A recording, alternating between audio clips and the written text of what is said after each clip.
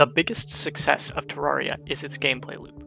You constantly go between getting your ass kicked by a boss or enemy within the world, to exploring the world or killing bosses and enemies to get new gear, which you can then use on the boss that was giving you trouble before.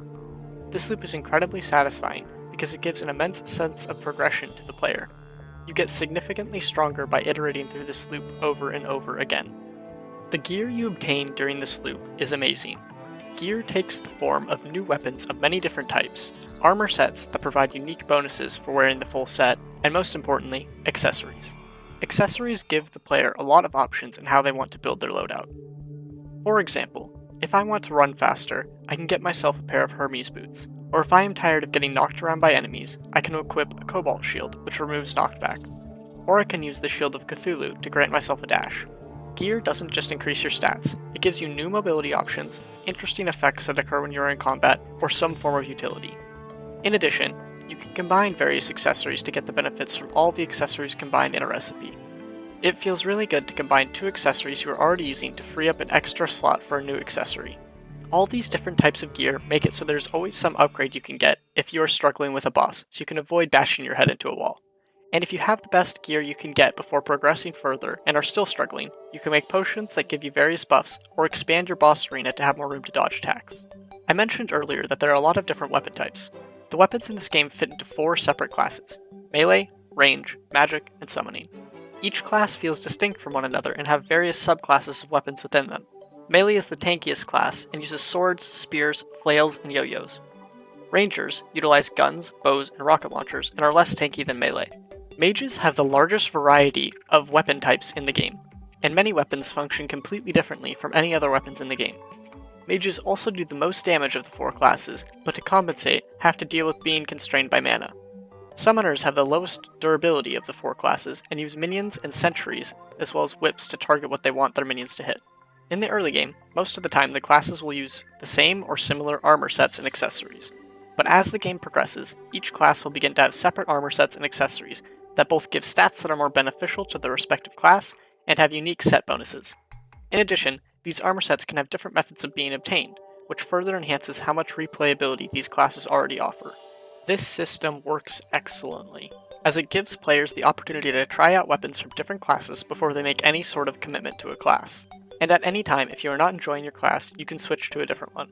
While the beginning of the game can feel slow on repeat playthroughs due to the lack of mobility and slow mining speed, it serves an important purpose. It increases the feeling of progression the player goes through during a playthrough. It also makes for some incredible moments. For example, getting your first grappling hook changes how you view the game and drastically increases your mobility. In addition, getting your first cloud in a bottle, which functions as a double jump, is another fantastic moment, as is finding a pair of Hermes boots, which makes you run substantially faster. These 3 items are so important that I feel incredibly off during the start of a playthrough before I obtain them, and once I do, I feel so much stronger and confident that I can start tearing through bosses. As you are taking out bosses prior to the Wall of Flesh, you will start to feel powerful. The regular enemies that inhabit the world no longer pose a significant threat, and you will feel incredibly mobile for the bosses, which makes it feel relatively easy to dodge bosses' attacks.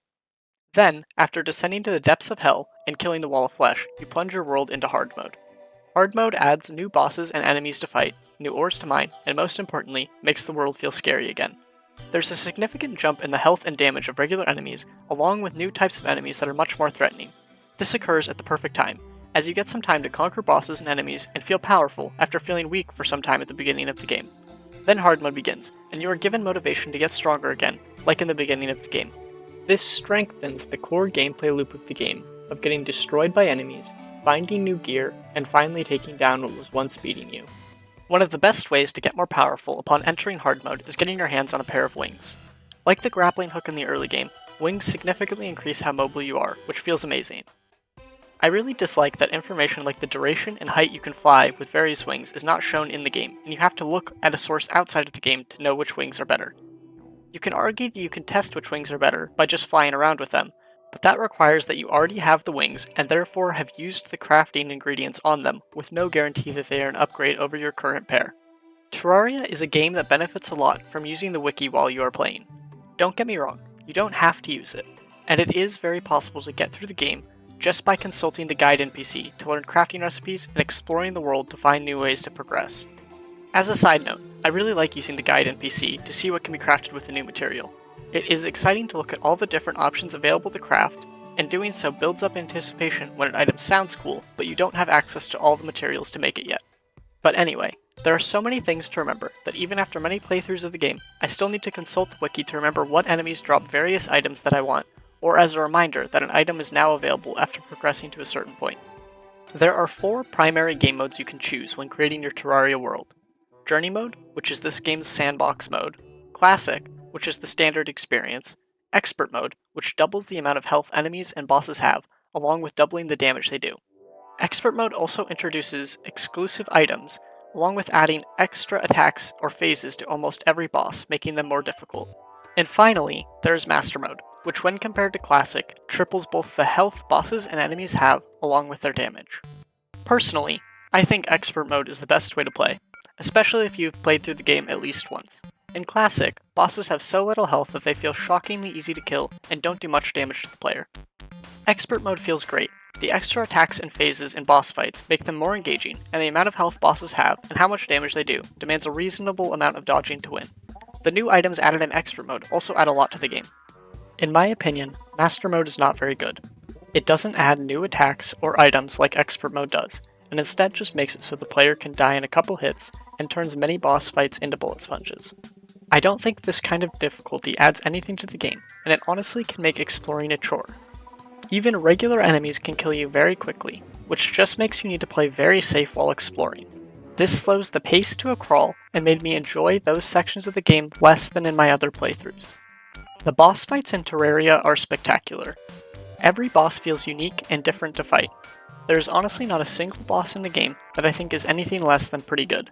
I certainly have my favorites, primarily the Empress of Light, the Wall of Flesh, and the Lunatic Cultists. In my opinion, the Empress of Light is the best fight in the game. It feels so unique because it is more of a bullet hell than any other fight. Some fights have a similar number of projectiles, but they are not telegraphed as clearly or consistently as in the Empress fight. In addition, it is very clear when she is dashing, as a very distinct audio cue plays right before she does, which makes the fight feel incredibly fair. Not only that, but the attacks weave together in such a way that it feels like a dance, unlike anything else in the game. It's fantastic. The Wall of Flesh feels quite frantic as you have to manage the little enemies attached to the wall, called Hungries, as well as the lasers the wall shoots.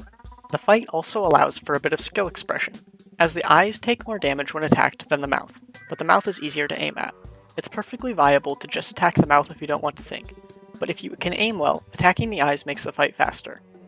After killing the Wall of Flesh in Expert and Master mode, you get an item which adds an accessory slot to your character. This is such a simple yet creative idea to make the player stronger, which feels great. The Lunatic Cultist fight is very easy when compared to most fights, but it is that way because it allows the player to access the final event and boss of the game. The projectiles are fun to dodge, and because it feels so punishing if you attack a decoy cultist when the cultist spawns them, it feels very satisfying to hit the correct one. On the other side of the spectrum is the Destroyer, whom is my least favorite fight in the game. The Destroyer, along with many other bosses, can only be fought during the night. If the player is still fighting a boss that must be fought during night when it turns day, the boss will despawn. The Destroyer functions as a test to ensure the player has enough damage to kill the boss during the night. Naturally, this makes you want to keep hitting the Destroyer as much as possible. However, when you do this, the Destroyer will spawn many probes that all fire lasers along with the Destroyer itself. So you frequently must stop hitting the Destroyer to deal with the probes in order to not get overwhelmed by lasers, which makes the fight feel tedious. When compared to the type of bullet hell the Empress of Light provides with its clear telegraphs, this fight seems subpar. I also despise the lunar events. Not the Lunatic Cultist or the Moonlord, just the 4 Pillars event. It takes a ludicrous amount of time to kill 100 enemies in each pillar, and then kill the pillar. The enemies can also be incredibly frustrating, particularly at the Solar and Vortex pillars. But what really kills it for me is that you will have to do this event multiple times if you need more attempts at the Moonlord. It feels like such a waste of time, and is the part of the game I dread the most on every playthrough. Terraria is a truly amazing game, and it's absurd how much content is in this game for just $10. There is so much variety in the enemies you fight and the options and weapons available to you, that the gameplay always feels fresh. It is very rare that the game provides as much replay value as Terraria does, largely due to the continual updates to the game over the years. It's crazy that Terraria released in 2011 and is still receiving meaningful updates to its content to this day, and that all of those updates are free.